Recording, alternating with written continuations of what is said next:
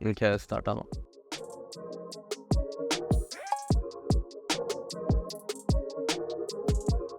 Hi, and welcome to another episode of Nomadic Business Insight. Thanks, guys, for already being there and watching episode 1. It's really cool to see quite a few people tuning in. I know this is a very new concept. We just started off, so I'm expecting it to slowly grow.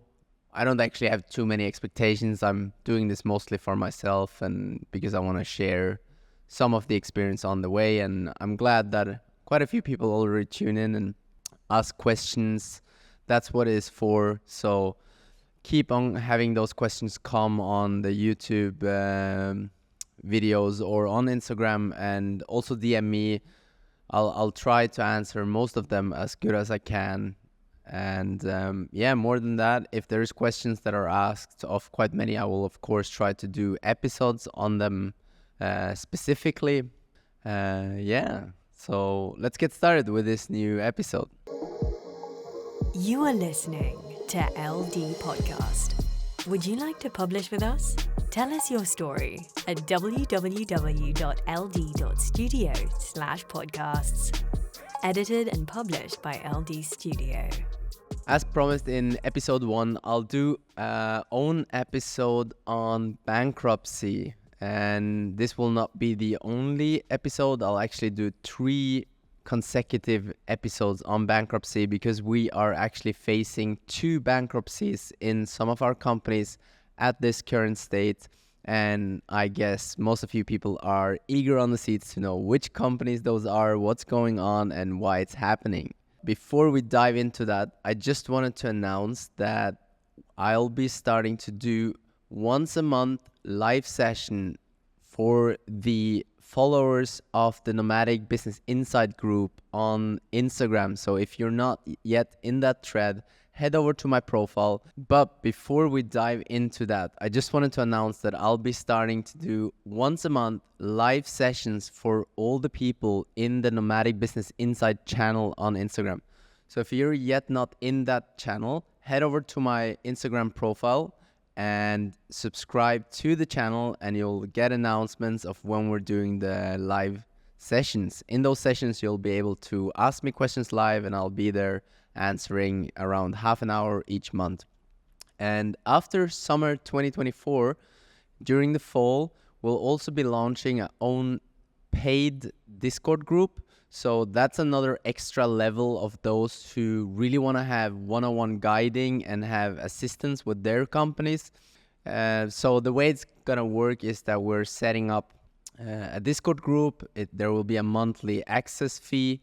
And in that group, I'll be live answering all kind of questions, helping people to solve problems and discussing their matters of business. And I'll also be available for one-on-one guiding.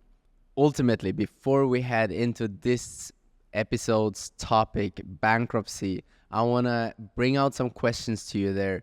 And those are quite simple this week. What I want to know is what stresses you in work context? And that doesn't have to be as an entrepreneur. It can also just be in a regular employment.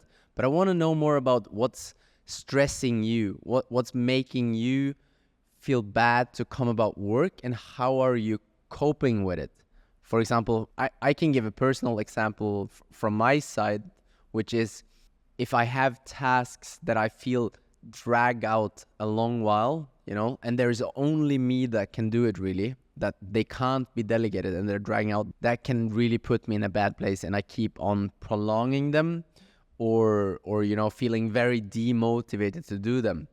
I'm more of a sporadic mind, so I work the best when I have quite a bit of liberty to jump from task to task, because when I in the moment feel that, this task really should be focused on, I can execute it much more effective than if I've set aside very regular time to do it. That can demotivate me a lot. Let me know in the comment what kind of things at your workplace that demotivate you, and how do you cope with them, and do you feel that they drag you more down, or do you feel that they motivate you? I appreciate a lot of you taking time to share your thoughts, and let's get into those valuable discussions.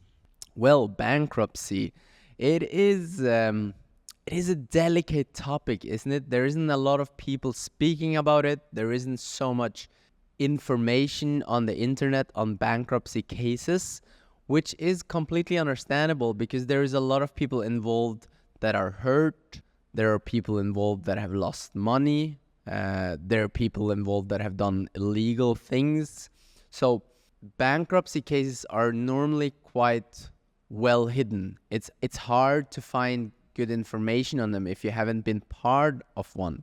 So we're going to turn the books a bit here, and we're going to be pretty much as transparent as possible on our own bankruptcy cases. And I know there are people out there who have been directly involved in these. And if you're listening, there is no intention here of hanging out anyone, making life harder for someone. So no names will be mentioned. We won't give out information that can possibly identify people, so we will handle this matter very delicate, but we just want to dive into different topics that can help other entrepreneurs to be prepared, to lower their own shoulders, and to know more about what a bankruptcy actually is. So I'll break the news to you. The two companies that are running for a bankrupt or are pretty much at this moment closed bankruptcy cases is one company that is the owner of our LD Vintage store in Ålesund. So it's the legal entity running that store, which was announced bankrupt in January 2024. And then it is actually the legal entity behind LD Studio. That's a big shock. Yes, shocker of the day. Well, for those of you who live in Norway, it's probably not a shocker. It's been quite a bit out in the news. There's been a lot of people talking trash, talking bad stuff, So for me personally, I'm not affected at all, but it might come as a surprise to quite a few people out there. That company, LD Studio, was filed for a bankruptcy in February 2024. And you might wonder, why does this happen quite simultaneously? And that has a very good reason, which I'll dive more into. But first and foremost, both concepts, so both the LD Vintage store and LD Studio itself, are still continuing to run or run again under other ways. And that's probably something that will interest a lot of you, and something that I'll dive into the episode 3 of the bankruptcy sequence, because many people identify a bankruptcy with a complete stop, over, finished, done, like deleted from the system. That doesn't have to be the case. So why are companies going bankrupt? Obviously, the most common and known term is no money more. Like a bankruptcy pretty much means that there is no money more to run the things that you have been running. So you can also be personal bankrupt. But in the business world, it is not as easy as that. Very few cases actually root in that there is like just suddenly no more money, because somehow that flow of money in the company that has been running for a while, that has regular income, for some reason that has to stop. So there are kind of two types of bankruptcies. There is voluntary bankruptcies and there are forced bankruptcies. A voluntary bankruptcy, I would personally define, and internet will disagree in many ways here. I'm not an educated advisor. I'm just speaking from my personal experience and from what I know. So some of the terms here might not be 100% correct, but a voluntary bankruptcy is, in my opinion, when the owners of a company or the board of a company, and we'll dive more into board work and what that is and what the role of a board of directors is, but when the owners or the board, but it will always come from the board because the owners have to give that mission to the board, decide that this company is not worth running for anymore. That could be that the overhead or the spend or the liabilities are too big or have grown too big over the course of time, and that people don't feel the company is profitable anymore. Sometimes that is solved through a downscaling, but sometimes it's also directly just handled through a bankruptcy. Because bankruptcy comes actually, believe it or not, with quite a few advantages for the business owners in terms of cleaning things up. But we'll dive more into that in the next episode about bankruptcy, where I'll be heading into what to expect and how the process goes. But yeah, that's a voluntary bankruptcy. And the board actually has a very important role in bankruptcies, because you are, per law, at least in Norway, and I assume most places in the world, the board is, per law, it's mandatory for the board to run for a bankruptcy if there is any signs or threats to that this company is not profitable anymore, and owners don't want to subsidize that amount of capital to keep it alive. And of course, behind here, you have a lot of different reasons. It can be that the board sees that the market is going down, that important contracts have been missed out on, that internal management or production time is increasing or too high. So there are a lot of different reasons. And then you have forced bankruptcy. That is when someone else files a bankruptcy on your company. That can be deliverer that hasn't gotten paid and has gone the legal ways to actually force you in a bankruptcy. It can be the state if there are taxes or any other claims on the company that haven't been made up for. Or it can actually also be employees if they haven't received their salaries, or there is other economical compensation that they should have had but haven't received. So all these entities can put you bankrupt, and when they file for bankruptcy for you and you cannot counterclaim or counteract their claim, then you'll be filed bankruptcy, no matter if there are valuables or money in the company remaining. In our cases, it was both a voluntary bankrupt and a forced bankrupt, but really both of them were voluntary initiated. In the case of the LD Vintage store, it was a quite simple matter. The store had been doing quite okay for 2 years.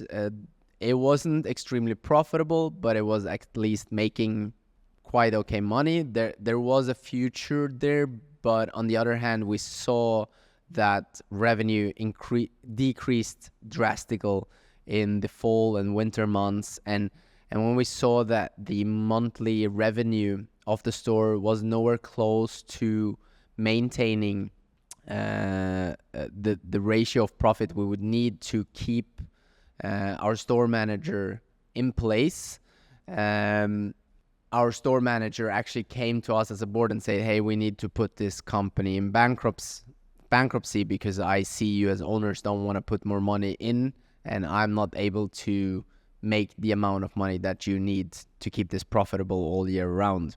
So both to protect him and his salaries and to protect us as owners, we put that company in bankruptcy. And then obviously the whole legal process starts, which I'll go into during the next episode.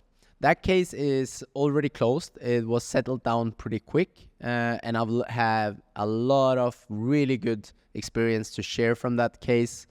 And actually, in many cases, I can really advise people to go for a quite clean and quick bankruptcy. Personally, I was very afraid. I'd never been through a bankruptcy. I didn't really know what it meant. I didn't know what to expect and what the outcome would be for us as owners. Obviously, in a bankruptcy, there is no winners. There is always just people that are protected, how it should be, employees. And then there are people who lose, most often owners. But sometimes that loss can be less or feeling less or coming more smoothly than it would be if you'd continue to try running for something that isn't profitable. That case is closed and the store is open again. So those are exciting news, and in the next episode I'll share how that went on. LD Studio was on the legal side defined as a forced case, but really it was a voluntary case. The forced case consists out of that there was a major tax report and payment that was not fulfilled by the company, and hence the state comes and puts the company in bankruptcy. The reason this happened was though very controlled by the board and the owners, because during a course of 1.5 years, we had an incident with one of the employees that really underperformed in the company. It's a quite personal case, and it was a very difficult case because, and yet to this date, and probably never I can go out with the person's name and go into the full matter of it, but it was a case that dragged development in the company down for an extremely long time, and everyone who has been in the company knows exactly who this person is, and I think a lot of people feel a lot of grief towards that person because it ruined a lot for a lot of people. But at some point it just wasn't possible to drag this case anymore on, and there was no reason, or we had tried for so long to find a solution on it, and in the end it also happened that clients of the company were pulling out because of this case, or telling us directly as owners that we really want to work with you, but we don't want to work with this company that is affiliated with this person. So over the course of time, we lost revenue. We had to lay off people. We had to, first and foremost as owners, we tried to stabilize. We tried to take the corner and rebuild, because obviously if you can avoid the bankruptcy, that's what you want to do. There's nobody that want to force their own company in a bankruptcy. That's almost, I would say that's a pretty illegal thing, even though there are a lot of cases around it.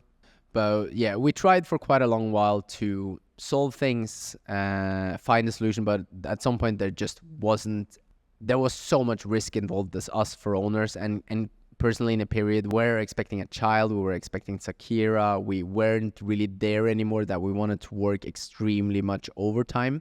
So we put ourselves first for some reason, not for some reason, we finally put ourselves first and said, enough is enough, we have to look at ourselves as employees too, and we can't expecting so much of ourselves.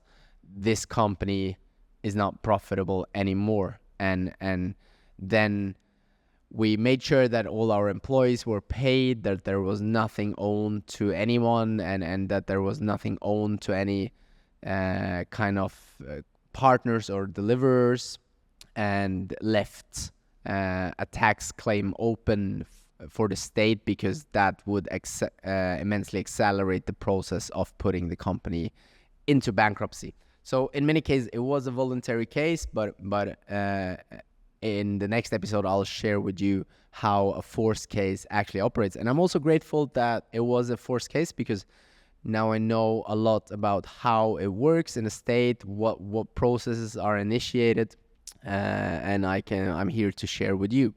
So yeah, next episode will be a lot about what to expect from a bankruptcy case, how it works step by step, everything that happens. And the third episode will be my major takeaways for you as an entrepreneur to prepare, rig, and make the best out of a bankruptcy for yourself and other owners.